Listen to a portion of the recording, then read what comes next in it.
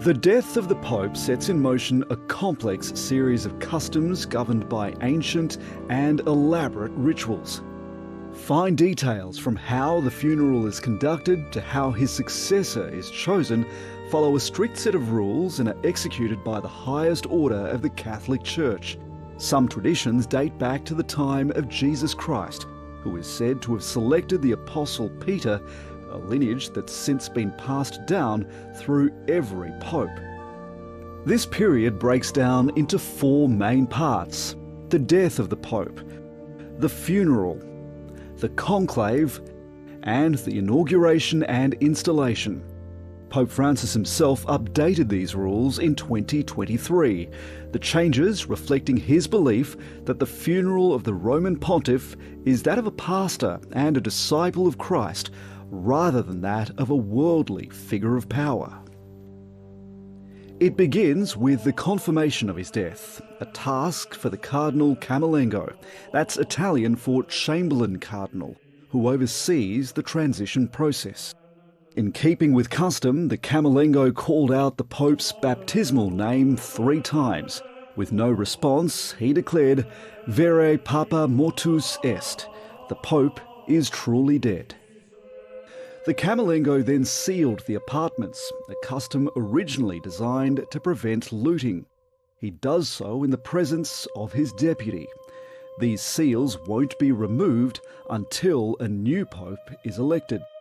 This marks the beginning of what's known as sede vacante, the time when the papal office is vacant. The Camerlengo assumes control of the Vatican until a new leader is elected. Anything that requires papal assent during this period is submitted to the College of Cardinals for approval. The emblem, featuring the papal tiara over 2 keys crossed over each other, is temporarily modified, instead featuring an umbraculum, or umbrella, signalling a caretaker period. This time is also known as the interregnum. It's at this point that the Pope's death certificate is drawn up and the news is shared with church staff and then the world. The bells of St. Peter's Basilica toll, 1 ring for each year the Pope lived. In the presence of the sacred College of Cardinals, the Camerlengo removes and destroys the Pope's ring that was presented to him at his inauguration. It's known as the Fisherman's Ring, and it bears the Pope's personal seal. This moment symbolises the end of his authority. After the Pope's death, 9 days of mourning are observed. These are referred to by their Latin name, Novem Diales. A prayer of petition called the Litany of Saints is chanted as the Pope's body is taken to St. Peter's Basilica. Mass is held daily to celebrate his life. Pope Francis opted for simpler rituals in this period, more in line with the structure of the basic Roman Missal, to highlight his role as pastor rather than pope. His body lies in an open coffin, not the customary catafalque, again a decision by Pope Francis himself to be commemorated with dignity, but like any other Christian. Over the Novem Diales, it's expected that more than 1 million mourners will arrive in Rome and visit the Vatican to pay their respects in funeral masses held in the square of St. Peter's. Within 4 to 6 days of his death, the Pope is buried in a coffin made of wood and zinc. This also marks Pope Francis's desire to depart from tradition, which would have historically seen the coffin being enclosed in 2 larger ornate sarcophagi.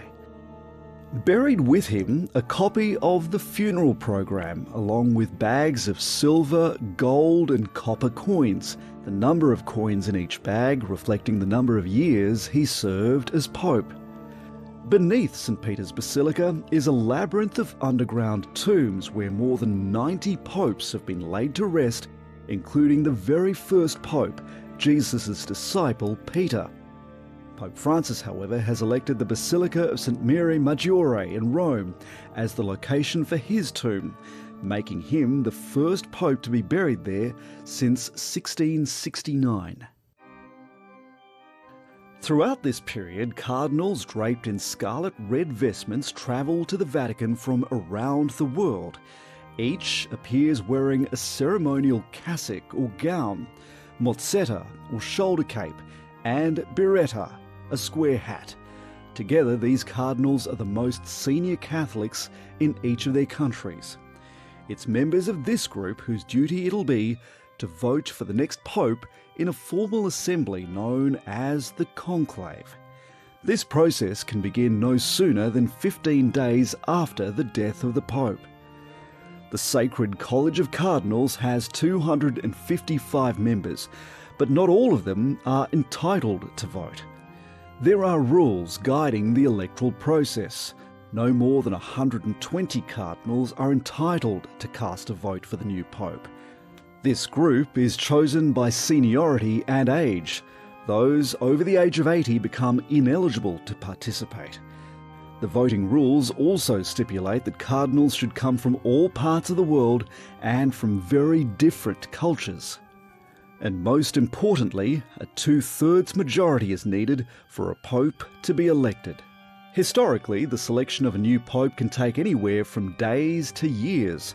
The longest, more than 7 centuries ago, took nearly 3 years, from 1268 to 1271, resulting in the election of Pope Gregory X. It was he who put into law the Ubi Periculum, a charter or set of rules for electing a pope.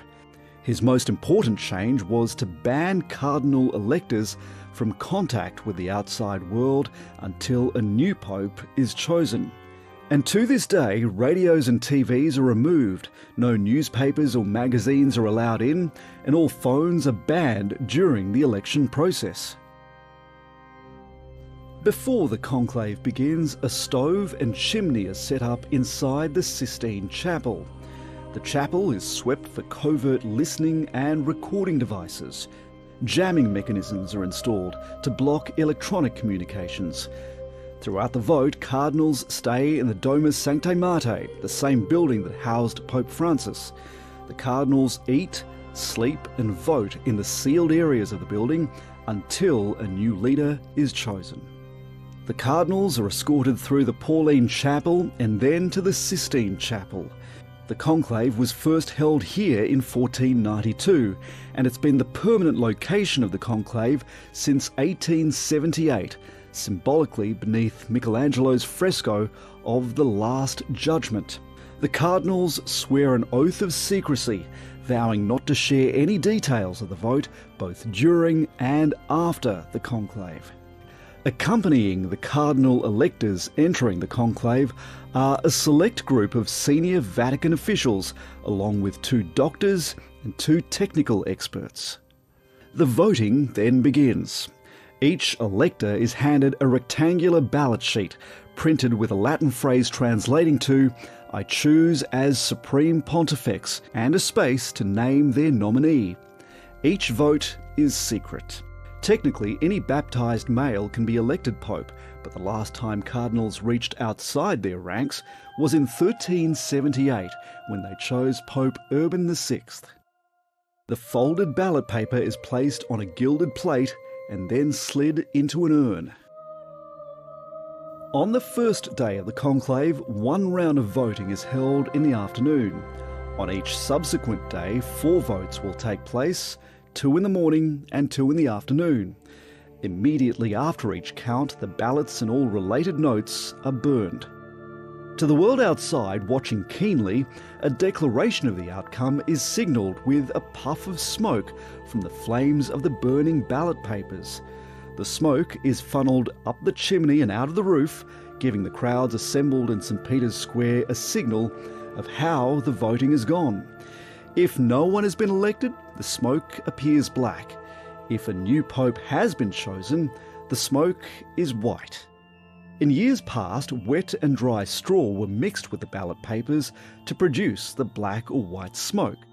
These days, a chemical dye is added to remove any ambiguity about the colour of the smoke. Once a pope has been chosen, the Dean of the Cardinals will formally ask him to accept his election. He will also ask the incoming pope what name he wishes to assume. Traditionally, he would pick a name of a previous pope or a pope he wishes to emulate. The new pope is then taken into a side room to change out of the red vestments of his cardinalship and into the white vestments of the papacy. Within the hour, heavy red drapes over the windows are drawn aside and the balcony doors swing open. The senior cardinal deacon emerges onto the central balcony of St. Peter's to declare, "Habemus Papam," we have a pope. The new pope, wearing pontifical white, then appears on the same balcony. He gives his first blessing as supreme pontiff, ending with the words "Urbi et Orbi," to the city and the world. This declaration concludes the Papal Conclave, which the Pope usually disbands after addressing the body of cardinals. The final series of events, the installation and inauguration of the new Pope, usually takes place a few days later on a date chosen by the new pontiff. The inauguration is celebrated with Mass at St. Peter's Square. The cardinals bestow the new pope with a pallium, a long woven wool vestment worn around the neck, symbolic of the pope's role as shepherd of his church. He's also presented with a newly cast Ring of the Fisherman, featuring a signet of Peter, a reference to Jesus' charge that his disciple should be a fisher of men. This is the ring customarily kissed by papal guests in devotion to the Church and his authority. The traditions and belief by which one pope is farewelled and another is installed span more than 2,000 years, a rare and captivating cultural practice that binds the world's 1.3 billion Catholics. In him, they have a new authority of the doctrine, a spiritual guide, and a unifier of the faith.